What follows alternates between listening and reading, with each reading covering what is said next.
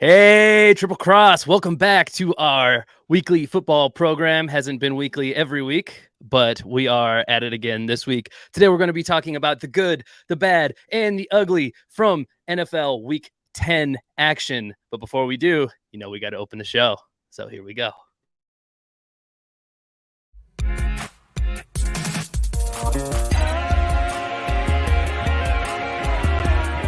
Lillard with 47 tonight. Working it down to 2-1. A deep three. Oh! What? Blazers win the series. A walk-off three for Damian Lillard. Samuel, wide receiver screen. Good play. Big play. And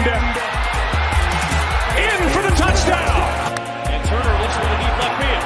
Ranging back is Profar, and it's a 1-0 start for the Dodgers. Second batter of the game, and the Dodgers take a 1-0 lead.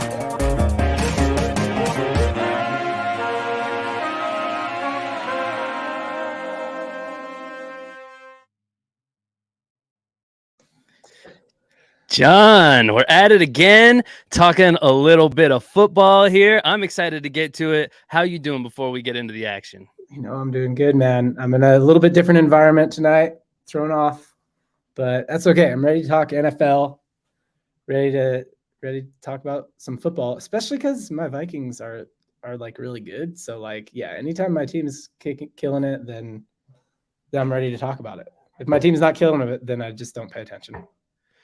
Yeah, that's a great point, and I'm glad you brought it up because that is the first topic of discussion. It's like I knew that already. Yeah, wow, weird.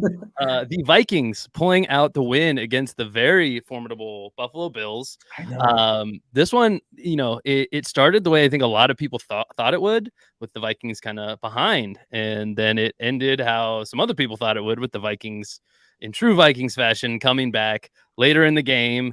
But yeah, this was a very quality win in the Vikings schedule, where I don't know that they have too many signature wins. They've only folded against the when they played the Eagles, right? They lost there, and that's I think everybody has been a lot of people's criticism of them is that they kind of have a paper record. Like it's like it just hasn't been a super challenging schedule.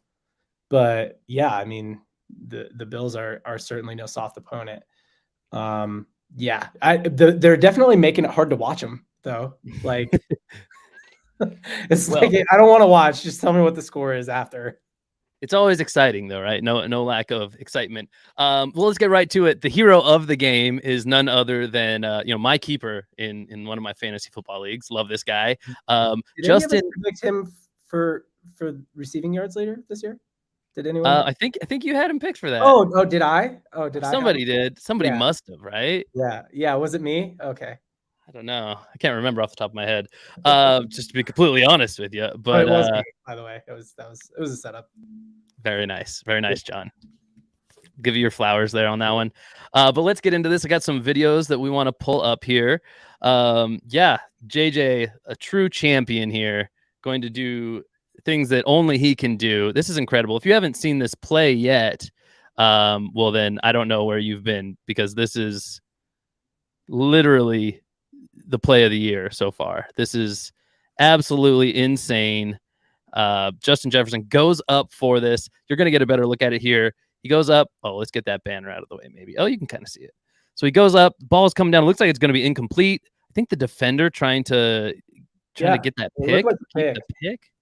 That's what keeps this ball alive for JJ here to come down with it. But it's incredible, right? It's like that OBJ catch from a few years back, but with a defender, going for the ball at the same time. John, what do you think of this? Yeah. So talking through it for anybody who's listening audio only, Kirk Cousins drops back, throws about 30 yards. It's not a good throw. It looks like it should be a pick. JJ reaches up to catch with one hand, probably would have dropped it, but the defender happened to actually be there as well and catch it with two hands. JJ then uses the defender's hands to brace the ball and get a grip on it. And then once he has a grip on it, proceeds to then tear it out of the defender's hands for a reception. Yeah, I'd make the argument this is a bad throw to anybody else, but when you got Jefferson on your team, you just huck it up and that dude's coming down with it. It's like put it where only he can get it, and out of a defender's hands is only he can get it there, right? I mean, it was Justin Jefferson just doing Justin Jefferson things. I like it. What I really like about him is that, like, I kind of thought like some of their other targets might be more of a threat. Like everyone's like down on Adam Thielen. Like maybe I'm just like that guy who wants old dudes to do good, but like Adam Thielen is typically a good possessional target, right? Like he's a good red zone target or like short yardage target. And he's been super silent this year. And so it's like, there's really no receiving targets but Justin Jefferson, and it doesn't matter. I think the offensive scheming, and just the way Kirk Cousins is timing things and stuff like, I mean, I give some credit to Kirk Cousins this year. I think he's having, given Justin Jefferson might be making him look better than he is, but like, I think he's breaking through a little bit. It's not his first year having Justin Jefferson. Like, I think he's getting better as a quarterback, as a decision maker. You know, he definitely has swag doing his chained up dance on the airplane. So like, yeah, I don't know. It was what I'm really loving about JJ this year is just how it's like, yeah, you can put your best guy on him. Everybody's gonna, it doesn't matter. We're going to scheme a way we're going to manufacture ways to get him the ball, or we're just going to let him run out there, throw the ball up in the air, and good luck. Like, yeah, I mean, Jefferson is the hero of this team, and he was the hero of the game for sure. Receiving line of 10 catches for 193 yards, 1 touchdown. Kirk Cousins, you know, like you said, 3 yards per catch. It's pretty solid. I mean, that is the power of average depth per target, which is kind of his style. You know, he's not necessarily one of those yak guys like we promote a ton on this show. Those are some of the electric playmakers to watch, but Justin Jefferson can cram all that excitement into just a catch and going down immediately, you know? Right. And, you know, this really was a team win. You know, Kirk Cousins is one of those quarterbacks that gets overlooked, I think, a little bit in the league. You know, I think he's widely acknowledged as a quality starter and maybe a top 15 guy, but there's no like a top half quarterback. Exactly. There's no love from the majority of fans for that kind of guy. You're like, if you're not, it's like top 5 or bust, you know? Like, yeah, he's not a top 5 for sure. And I would agree with that. He's not a top 5. But right. The funny thing is, a lot of people would probably just gut reaction say, yeah, he's a top half quarterback. But I bet a bunch of people gut reaction would not put him top 10. But like, I don't know. I guess that's my question to you. Is Kirk Cousins in the top 10 QBs in the league discussion? I mean, let's just isolate this season. Well, I mean, I am not one of the people who attributes like team wins as like a quarterback stat, even though a lot of NFL heads do. Sure. I think right, and that's why I asked you. I think a lot of people would be like, they're winning, so yes, but I know you won't. Yeah, I mean, quarterback play is probably the single biggest factor in wins in the NFL, but I don't think it's over 51% of the equation. All the other you know, different things add up to larger than just quarterback play. You know, strong defense, good running game. You know, a lot of teams can win in that way. You know, my Niners are a classic example. A lot of people don't think Jimmy G is even in that top half of starters. Would you, as a Niners fan, rather have Kirk Cousins than Jimmy G? Well, that's a weird question too, because Kirk Cousins was, you know, drafted by the Shanahan regime back in Washington. There was kind of a, you know, quarterback kind of controversy there with RG3 after he got hurt. They liked Cousins a lot. There's a ton of offseason chatter pretty much every year about could Kirk Cousins get reunited with Kyle Shanahan. So it's a loaded question. You're like, and I'm going to use all of those words to decline to answer as a Niners fan.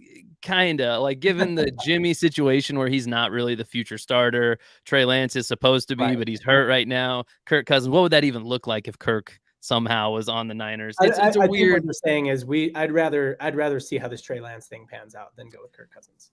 Yeah, I mean, just to be completely honest with you, I mean, I'm a Trey Lance guy, but if this second half of the season goes as I would hope, and this is not supposed to be about the Niners, but just really quick, if this second half of the season goes as I am hoping and projecting, if Jimmy is super successful with all the weapons he's got, I would say that this offense could be tailored around Jimmy. Let's say they go on a deep playoff run. I don't know that I'm out on Jimmy Garoppolo. So to answer your question, a guy like Kirk Cousins, I think could be extremely successful on the Niners and potentially get us our 6th Super Bowl victory. But enough about the Niners. I think he's a top 10 quarterback this year. Yes, I think Kirk is right there. He's borderline, but I'd sneak him in there probably. Yeah, like he's in that 9-10 spot type of thing. I mean, put him on another team, you never know. But Justin Jefferson makes his quarterback look good, and luckily that's who's on his team, so he gets to look good. Yeah. But let's just say this was not a one-man show. Kirk Cousins is another guy who had a lot to do with the win. Another guy who I picked to be one of the stat leaders on the season, the rushing yards stat leader by the end of the year. I don't think that's actually going to happen anymore. It was kind of an out there pick even at the time, but you get to see a little bit of why I even thought that could be the case right here on this clip. There was really, you can read the scoreboard here. It was 10-27 coming into this play, and our guy Dalvin Cook from the halfback position, kind of making a guy miss, and then just the finishing speed to get around that safety, and it is over. You aren't catching him once he gets free. Dalvin Cook, I mean, yeah, he was a good fan. I have him in fantasy. That's how I feel about Dalvin Cook. I didn't think he would lead rushing yards, but definitely worth having in fantasy.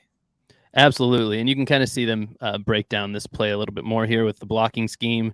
And it's true. I mean, you're just looking for, this is similar to the kind of run game that the 49ers run. I mean, you're looking to create mismatches and to get that elusive halfback, one guy to beat, which he did there. He got that DB kind of having to come up and meet him with a lot of field to cover, honestly. Yeah, DBs don't want to have to, he's got that C on his chest for a reason, right? Dalvin Cook is one of the better playmakers on this team.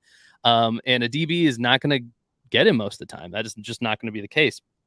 So Vikings fans there, happy. It didn't look like that. Looked like it was just a save the face kind of touchdown at the time. It did not look like that was really going to mean much to the game. But lo and behold, the Vikings do Vikings things, and they pulled it out, man. They pulled it out. And to give the last guy here that I wanted to highlight his flowers, there's an older dude. You said you like to see when old guys kind of perform well. Where there is an older statesman on this new look Viking squad.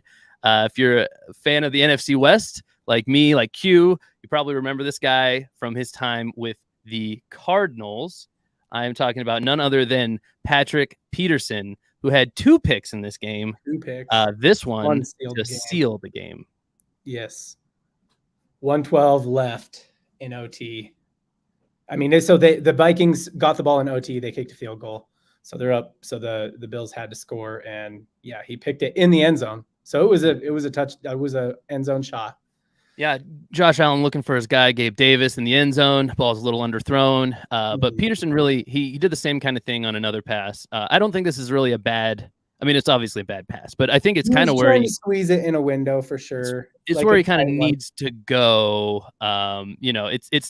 It's low percentage pass. Davis obviously isn't seeing that adjustment. He kind of wants to go to the back of the end zone, but he'd be covered out there. So Allen, you kind of get it. It's like a soft, he's either going to overthrow him or the window in which he could have got Gabe Davis right there is so small because he would have had to put it up high, and Gabe Davis would have had to get up real high to get it. So yeah, and this was the only critique I have here because Josh Allen is one of those top 5 QBs for sure, probably the top 1 QB in the NFL, maybe. But it was second down here. That's where I would say is the only mistake that he really made. I don't think the throw was all that bad. Peterson had his number. He's got great field awareness. Like I said, this was a second pick. I think the first one was kind of similar where he jumped a route where Allen made a questionable throw. The throw was where I think he meant it to be, but it wasn't necessarily the most it was a little ill-advised, let's say. Right. And same thing here on second down. You don't need to force that in. You got a minute 12 left. Like you said, you really only need a field goal to keep the game going at this point. You don't want to play for a tie, but at the same time, you don't want to play for a loss and throw a pick here in the end zone. So right. Yeah. Anyway, quality win by your Vikings. So what do you think the Vikings do in the postseason? Deep playoff run? Do you think they're a Super Bowl contender? Man, there's a thing that gets said. I've mentioned it a few times on this show about the NFC in particular, where the NFL pundits, the football world is so incestuous, where takes just get recycled over and over again. And even if I think those takes are good, I don't like to perpetuate that really. And there's this thing that they always say where the NFC is up for grabs, right? Like nobody, even that was what the Eagles at this point, the Eagles were still undefeated, and NFL people are still saying NFC seems wide open, and I saw the Eagles coming from a mile away this year. They were one of those teams, I have high hopes for them every year, but they kind of seemed like they had a firm grasp here. The Vikings, I wouldn't call it, when you say wide open, it sounds like there's nobody who could emerge as the true leader, right? When I think the case is actually there's a few teams that could emerge as the clear leader, or there might be 3 or 4 teams that are leading the pack, in which case I don't call that wide open. I'd say that's pretty murky, and there's a lot of talent. Actually, a lot of the NFL like pundits and stuff, they talk about the AFC like, oh, clearly these are the better teams, like the Bills, the Chiefs. Well, the Bills just got beat by the Vikings, a team that most people didn't even consider the best in the NFC. Right. So what do we say about that, NFL world? I think you give the NFC their due. And I think for the record, to answer your question, the Vikings have a chance at the Super Bowl. Yes. Would I plant that flag and say I think they're going to? No, not at all. Yeah. I think a better goal, a more realistic goal would be making the NFC Championship game. I've learned 2 things as a Vikings fan. I've actually learned NFC AFC matchups during the season are not unfavorable because we run the football. That's what you've said before. We run the damn ball, and it kind of sets you up for wins, right? And that's what changed this game, right? Yes. So. I shouldn't say they're favorable, but as what would be a lot are considering a middling, which is, it's kind of weird to call the Vikings a middling team, right? But with 1 loss, but people are like, oh yeah, they've had a soft schedule. You're not afraid to take on the top AFC team because it's they're built for a different thing than we are. Right. And the thing we're built for is not bad for winning games, honestly. So that's kind of thing number 1. Thing number 2 is to get out of the NFC, you have to go through all of the other NFC teams that are built for that, right? That are built for good runners. And if there's anything I've learned as a Vikings fan, is that they will let you down. So I don't have high hopes. I don't know if they've even made a Super Bowl. They've definitely never won one. And yeah, that's usually, it's they'll make it to the NFC championships or they'll get a win, 2 wins, but even as good at their best, they always find a way. They find a way to lose. So I think am I cautiously optimistic? I'm as cautiously optimistic as any Vikings fan will ever be, which is they could win every game during the season by 30 points. And a Vikings fan will be yeah, they might do okay. They might be okay in the playoffs. I don't know. We'll see. They might get out in the first round. I think that's 50-50 shot. They get out in the first round. That's what any Vikings fan will always tell you. I'd give them higher than that. I'd say they get a playoff win this year. You're not a Vikings fan. You're being very logical about it. Well, they I mean, to be fair, this year, I mean, that division is a little more wide open, right? Or not really. They kind of are owning that division. So they should get a more favorable matchup than in years past, where the Packers typically are the ones who take the division. Trying to go through the Packers in the first round. No, look, from a logical standpoint, they should make a deep run. Maybe even make an NFC championship. But yeah, it's just you learn not to get your hopes too high. Anyway, let's move on. You didn't want to talk about the Vikings the whole time. It's not a Vikings pod, right? It's true. Should we make it a Vikings Niners pod since Q's not here? I mean, essentially we will be. But before we do have to talk. Let's talk about some other football teams. Good. Yep. Let's talk about the Eagles. The Eagles are one of these NFC teams that people were sleeping on at the beginning of the year. Not this guy. I had them winning their division. And I mean, I think it's a pretty safe bet to say they're going to at this point. I think so, at least. They are no longer undefeated. They were the last undefeated team in football. I think they made it about twice as long as any other team. They made it all the way to 8-0. Yeah, I don't think any other team made it to 5-0 off the top of my head, at least. But the streak has ended, and it's not that the streak has ended that is impressive or crazy or off the wall or anything, but more who ended it. I know, right? None other than the Taylor Heineke-led Washington Commanders. And the way they did it was in true Washington and Heineke form. I don't know if you caught this, but this was essentially the play that sealed the game when the Commanders were up and the Eagles were starting to come back a little bit here. So like a lot of good teams do, they were like, hey, we're not doing great in this game. Let's pull off one of those cool fourth quarter comebacks. It looked like they were about to. They're rolling. Train's rolling. They're down 26-21. Minute 45 left in the fourth quarter. 3rd and 7. Yep. And Washington here is just looking to not turn the ball over, right? Yeah, Washington has the ball. Yeah. Washington has the ball, 3rd and 7, 1:45 left. Like you said, Eagles are down to 1 timeout. So, you just don't want clock stoppage here. You want to keep the clock rolling, and you don't want a turnover. So Taylor Heineke, who is an underrated player, in my opinion, maybe not a true starter in the NFL, but he pulls off something here. It's very interesting to watch. Scramble around, get out of the pocket, wasting a little time. Nothing's there. Go down.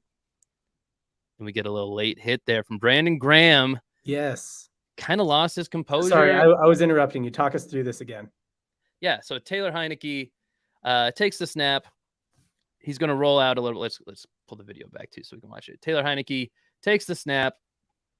Again, he just wants to run time off. His first read isn't there, so he goes, let me just take a couple extra seconds off. I'll go down on my knee. The first defender that hits him, pretty softly, gets him down, and then Brandon Graham, an edge rusher on the Eagles, kind of comes in a little late. It's a soft chip. It's a soft chip, but this is the way they call these now. You can't be late to the quarterback like this. It was an awkward kneel down, to be sure. Right. Heineke kind of flops down. Looks uncoordinated, but really I think it's a high IQ play. It was kind of a late, like, let me just get down last second. And it worked out well for him because he drew the penalty here. I think a lot of Eagles fans are pretty mad about this, but I'm going to take the controversial opinion that because I don't like ticky-tack fouls, but this one is particularly, I think they called it right here. He's down. I mean, this guy takes 2-3 more steps. Yeah, he could have stopped himself. So yeah, who did they call the foul on? That's Brandon Graham. He's multiple-time All-Pro, captain on the team. So number 59, or the first guy? No, the second guy. Okay. First guy is clean. This dude's number 7, Reddick. He's clean.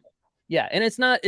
I want to get a better view of Graham because to me, I actually see the call on Reddick right here because he makes a second move. Like he could have stopped himself right there. No, but Graham seemed like his momentum was already there. Well, I mean, I think it's a lot about just distance here. Like, hold on, you can see.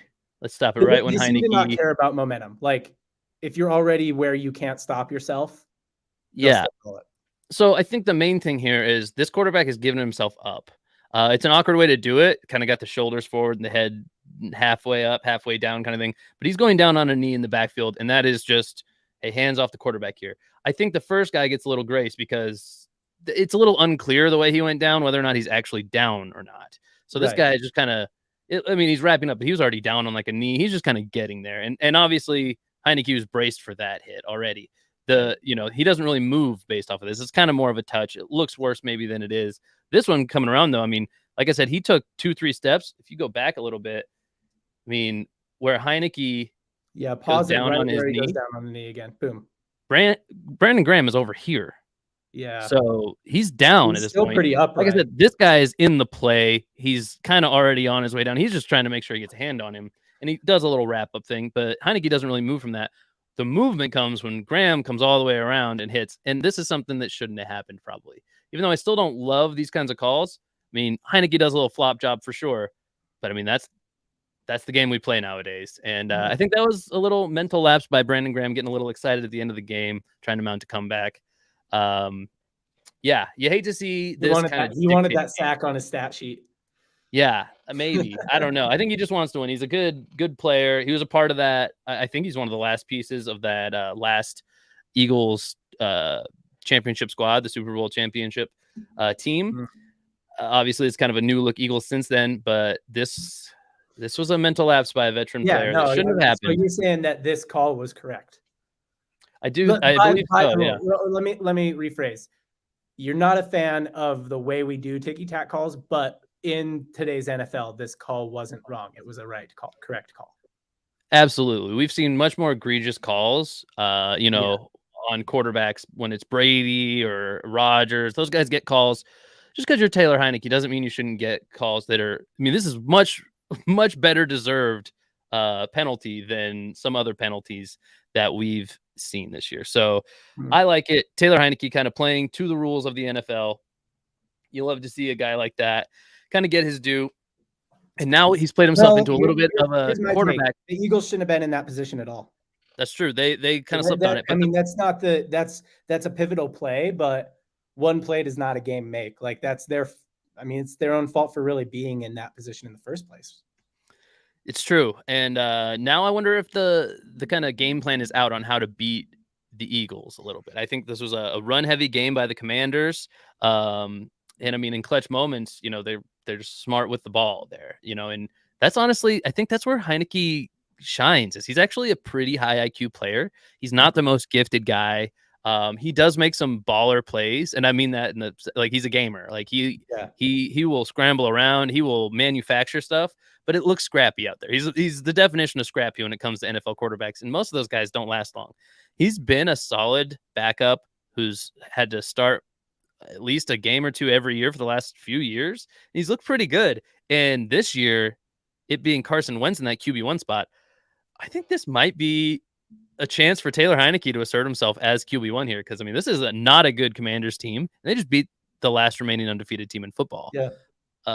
I don't know how, because I think Wentz is ready to go now this week. I think he's back from injury. I don't know that you make that swap. I don't know why you would. Let's give him another week to recover. Yeah, I think we do that at least. I'd actually love to see Taylor Heineke going forward. I think it's what's best for the Commanders, but I don't know. That whole franchise is just in such a I don't care about what's best for the Commanders. It's real hard to care.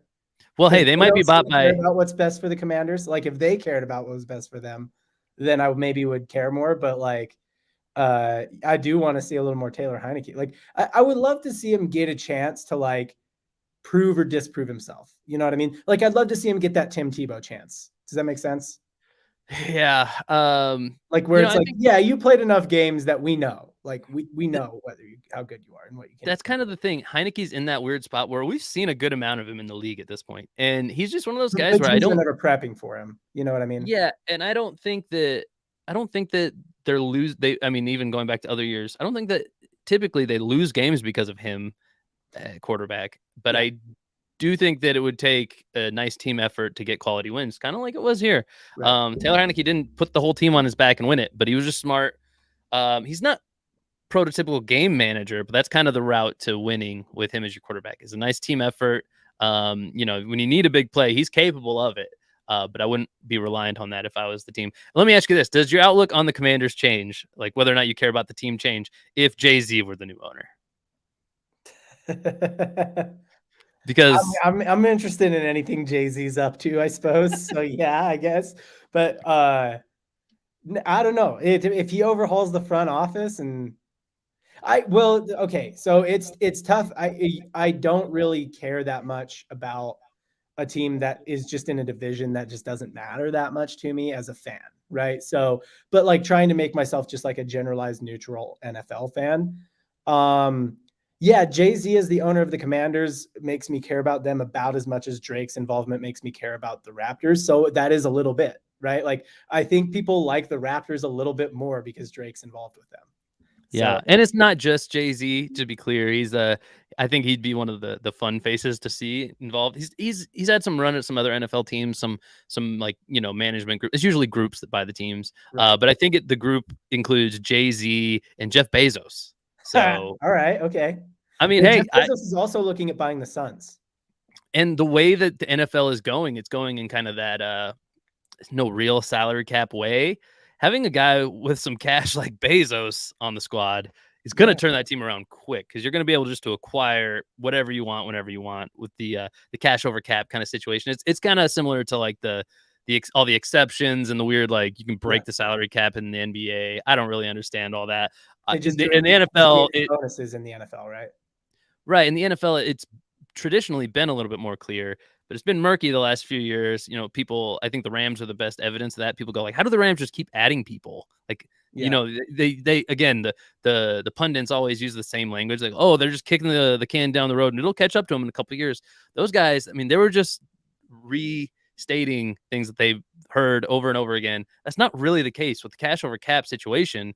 They take guaranteed salary and convert it to signing bonus, which doesn't equal on the salary cap in the same way. And it's just having that option draws in better free agents. So all of a sudden Washington with new ownership, because Dan Snyder, the current owner of the Washington Commanders, almost said football team. He's been in hot water all season. A lot of stuff has come out with him about the emails that he's had, other ways he's conducted himself, not really befitting of an NFL owner, according to the other owner. So they're looking to get him out. At least they still call them owners, right? Yeah, I mean, it's going to be. They call them governors in the NBA. Oh, No. do they? Yeah, I think a lot of people still call them owners, but That seems weirder, honestly. That seems like something where they're trying to be like politically yeah, correct, but it's going to be just like, as politically incorrect 5 governors years put from now. limits on cars. Like that's what I thought of interest immediately. Governors put speed limits on cars. That's true. Like, so there are people who put limits on teams. Like that's interesting. Anyway, little rabbit hole there. But anyway, yeah, Jay-Z and Jeff Bezos with owning the Washington Commanders and Phoenix Suns. I would start to become interested. I think that they'll get a rebrand management group in general. You know what I mean? Yeah, I think that the Commanders would get a rebrand again. I don't think they'd remain the Commanders anymore, which was kind of just a scrambly move anyway, because they played without a logo for a year, which was weird because they were just trying to get away from some bad press. I mean, come on, yeah. Yeah, and then I thought it was hilarious. I think some troll like bought the rights to like a list leaked of like the 5 top names that the football team wanted to become, and some troll like bought some like IP like so that because I think they wanted to transition to the Red Wings, which is some like elite unit of like the Air Force or something. So like, patriotic, like kind of goes with the red. Like it's not such a weird move, but somebody bought all the rights. It's kind of hilarious. So yeah, such a Washington fan or franchise move to get your own IP bought out. But anyway, let's move on now to something near and dear. Then for that to get leaked, like only in Washington. Yeah, exactly. Washington, one of the best franchises for sure. Yeah. Anyway, moving on to something a little more near and dear to my heart. This was actually something that I did not enjoy when I was watching my favorite team play on Sunday Night Football. We did eke out the win here over the Chargers. I think a lot of people were interested in this game. 2 teams that are talented, both projected to be in the playoffs by most people early, at the beginning of the year. But 2 teams that are not impressive, underwhelming, slightly. Yeah, I mean, not like the Raiders. Raiders. It's true. That's very true. Or no Broncos. Right. Yeah, a little underwhelming. I would say this. I mean, even coming into this game, I think the Niners were the favorite. The Chargers have a lot of, they've been kind of floundering. They came in at 5-3 here, but they were kind of on the downslope, while the Niners, off the back of the CMC acquisition, kind of on the up. They've been on the upswing, definitely. Even though they were at 4-4 coming into the game, they're looking to balance out these records here and prove that they're legit.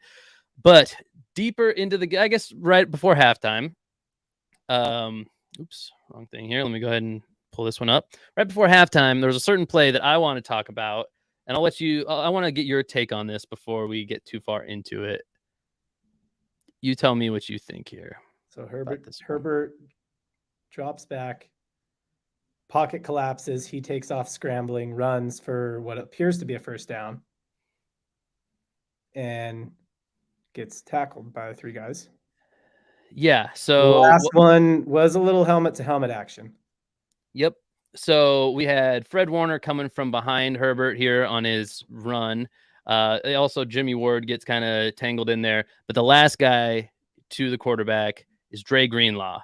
And there, like you said, there was some helmet-to-helmet action here. But I want to point out some things here. So Herbert takes off. He's a runner now at this point, right? This guy, I mean, assuming he doesn't give himself up and do like the baseball slide, that's the only thing that, like, I guess anybody can do it, but you look for it with quarterbacks. You got to be ready for it as a defender if the quarterback gives himself up. But like you said, he's going for this first down. He's not about to give up. This is 3rd and 6. This is a pivotal point in the game here. They're trying to put more points on the board before going into halftime and not give the ball back. So Herbert's coming up here. He's getting tackled from behind by Fred Warner. He is right there at that first down marker, but you tell me, has he given himself up? I don't think he has. And yes, this is a horrible looking hit, especially from this next angle where it comes from. You can see his head get pretty well shot at. It's boom. It is a tough thing. The chin strap comes up over the nose. The helmet comes up kind of off the top of the head a little bit. It does. It looks bad. What was the call? Was it targeting? Was the call targeting? Yeah, so I don't know that they actually use the targeting language anymore. I don't know if that's it, but it's unnecessary roughness. Don't they have to eject him from the game for targeting? Yeah, so Dre Greenlaw did get ejected for this. So I think this view that we're looking at now is actually one I think that shows my point a little bit here, which is this. Maybe it doesn't very well, but Fred Warner being behind Herbert here is what changes the level of Herbert's helmet. Greenlaw never leads with his head in a way that's supposed to hit Herbert in the head. It's just that Herbert, as the runner who didn't give himself up, his head gets lowered here, boom, into Greenlaw. So optics are what they are. I think that there's pressure on the NFL, especially for quarterbacks. The way like the Tua situation turned out. I think that there's pressure on the NFL to treat this like very seriously and at least throw the penalty flag on this, right? And which is fine. I don't think there's any intent by Greenlaw to hurt the guy at all. I think he's trying to stop him short of the chains, right? But it does look bad, and I get the NFL having to throw the flag here. The ejection doesn't sit right with me though, because as we watch it, I just see Dre Greenlaw trying to play football here. I actually think that I would say I rarely agree with targeting ejections. Yeah. Like, well, now that, like you said, they don't use that targeting language anymore, but like when they were, I rarely agreed with it because it's like, to me, to just outright eject a player, it has to be so obvious that it was intentional. Mm-hmm. But like, you're just telling me, so this to me, I think, and maybe this is a rules, how I interpret it, or maybe it's just like what I think is right. What the NFL, the way I understand the rules is they're like, hey, no helmet to helmet stuff, no leading with your helmet, right? Mm-hmm. Like, do not use your helmet as a weapon, and definitely don't like lead your helmet into someone else's helmet. Okay. So the way I interpret that is like, I get your point on his helmet changing levels and stuff like that, but he was leading with his helmet, trying to stop him short of the chains. Sure. But I do think, I don't know. Look at it from this angle here. I don't know. And I did. And that's kind of what I was thinking. I was like, his pad is like, and don't think he, like, let's say his helmet doesn't change levels. I do think the defender's still kind of leading with his helmet. It's not even that he's just changing levels. He's also like knocked forward. The runner's leading with his head now. I think Dre Greenlaw's shoulder pad is ahead of anything on his body. I think he is leading with his shoulder. And I think that Herbert's a victim of circumstance here for sure, that he got tackled from behind. But I mean, Dre Greenlaw takes the hit for it. Sorry. So I agree. Like, if by the rules I understand, I agree with this as a penalty. But I don't agree with ejections, and I with an ejection for this. And I think that what I'm saying is that I just don't really agree with ejections for targeting. Like, I think it has to be a little more like the NBA, where it's like it has to be like a flagrant 2 or something like that. Like, they have multiple forms of flagrant fouls, and it, like, only one warrants an immediate ejection, right? Like when LeBron punches someone in the face, yeah, that's an immediate ejection. But like, if it's just a flagrant foul, like, it's not an ejection. If it's just a technical foul, it's not an ejection. Like, there's a different penalty for that. I think that's what's missing here, because I do think I agree with this as a penalty as I understand the NFL rules of targeting. I just don't think I agree with, like, if you call targeting, and the way I understand the NFL rules is helmet to helmet contact and or leading with the helmet is targeting, which I think that happened here. And kind of, to be intellectually consistent, it seems like they don't care about how the momentum carries. It's like, hey, if the momentum just carries it out and that's how it happens, then you still get the penalty. So I think I agree with it as a penalty, but to me, to eject somebody, it has to be like really intentional and really obvious that it was intentional. So I think that's what the NFL's missing a little bit, is just like that middle ground of like, fine if it's unnecessary roughness, or whatever it is, a 15-yard penalty or whatever. Like, I think that would be consistent to me with what they've said the rules are. But to eject him just doesn't feel consistent to me, because it definitely doesn't seem intentional. It didn't seem like he was intentionally trying to hurt him or hit his helmet with his, like, it's interesting that they didn't use the word targeting, because it doesn't feel like targeting to me. Right. But like, but like, it doesn't feel like, it maybe feels like the way the NFL has described targeting, but to me, targeting is an intentional thing, right? Like that, that word should mean it's intentional.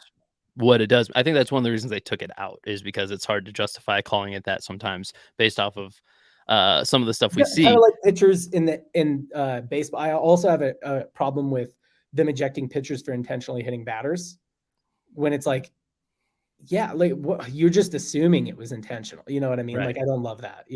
I think it should be just a firm, like, look, if you hit 3 batters in a game, you're out or something. Yeah. Yeah, I think this is a completely like this, and we got to say all the things that we're supposed to say here. Like player safety does matter. I'm not Sure. saying that like Right. I'm not there's a saying it take, doesn't.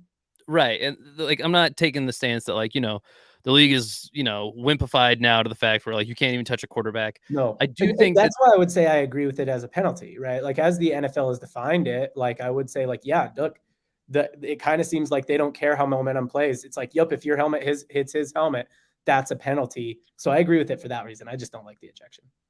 Yeah, and there's a time and a place to have those kind of like safety stances. I think I don't think this is one of them because the NFL keeps kind of moving the goalpost, in my opinion, on these. Where this is one of the situations where a quarterback is no longer a quarterback in this play, right? Once he takes off running up the field, and we know the future outcome is that he never goes into that baseball slide. He doesn't give himself up at all, even if he meant to at some point. He gets tackled from behind before he ever attempts to give himself up. So Right. I have a really hard time with them giving any leniency to the offense here because he's a quarterback, because he's not supposed to be considered a quarterback anymore in this play. I guess. And I do think that. Do you think this call would be the same if it was a running back? Yeah, The exact same. That's thing. what I'm saying. Is I don't think it would be. I don't think it would be. I think this is not consistent necessarily. I think Herbert, while he's not a Brady or a Rodgers, he is one of those guys who is kind of an NFL darling now. And I think he's on that borderline where he's going to get some calls that not every quarterback would get. This was Taylor Heineke. I actually don't think Heineke gets this call here. So yeah, here's my position on that. I think quarterbacks like wear their helmets looser, and sometimes don't even do the bottom part of their chin strap. So if it were a running back, it might not have got called. It might not have got called in the first place because they might not have seen it. But had they seen it, yeah, I do think it would have gotten called. Right, yeah, because maybe. the reason they saw it is because of how much his helmet twisted and came up and stuff like that. So like had they so if it were a running back, it might not have gone down that same way. Like a running back maybe would have absorbed that hit better. A running back would have had that helmet on tighter. So they just might not have seen it. But had they seen that, like I do think that they're just like any helmet to helmet contact, we don't care. It's gonna be called. Right. And I shouldn't plant my flag on that it shouldn't have been a penalty because I'm not, that's not really the argument I want to make. The argument I do want to make is based off the intent, which I think is pretty clear, actually. Yeah, I don't think it's intentional. I think he did everything he could to try to hit him with his shoulder first. I mean, I don't know how you defend anymore in the NFL. It can be a penalty. Penalties that are unintentional happen all the time. But like you said, when you eject somebody from a game, it's signaling that like this guy tried to do something pretty messed up. Yeah.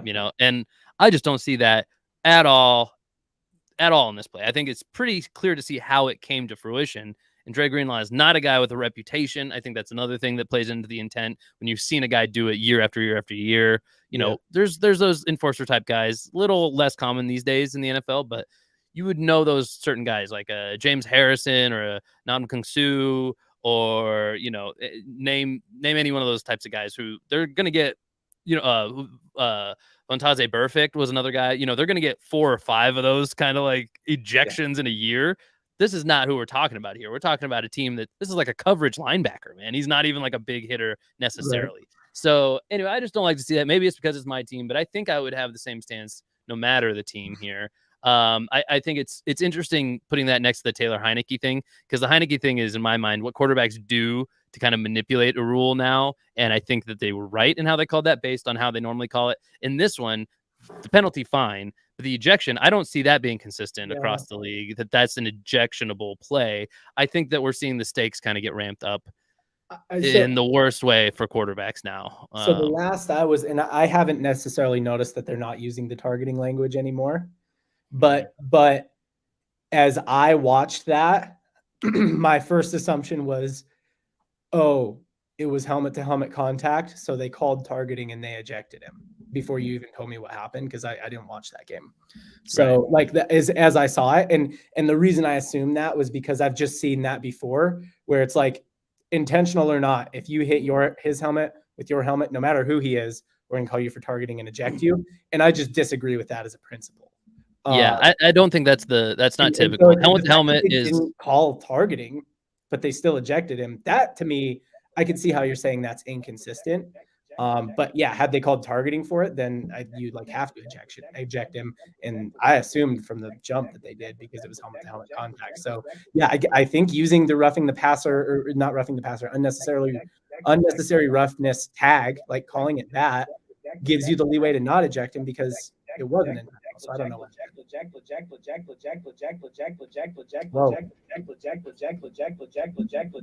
Casey is having some technical difficulties here.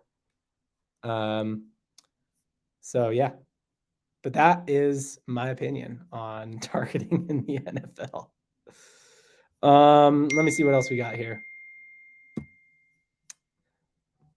So I think that what was kind of like on the block still was our picks. If Casey can't make it back to the stream, then yeah, I think we might just call it. Anyway, yeah, we will. So it looks like Casey's just having some technical difficulties. That happens. That's what happens when you do podcasts live. But thank you for watching Triple Cross. Make sure if you're watching on YouTube to comment below. Let us know what you think about the Taylor Heineke call as well as the Dre Greenlaw call. Like, subscribe. Remember to hit that bell icon so you get notifications whenever we drop new videos. And until next time, we will see you. Thanks for watching Triple Cross.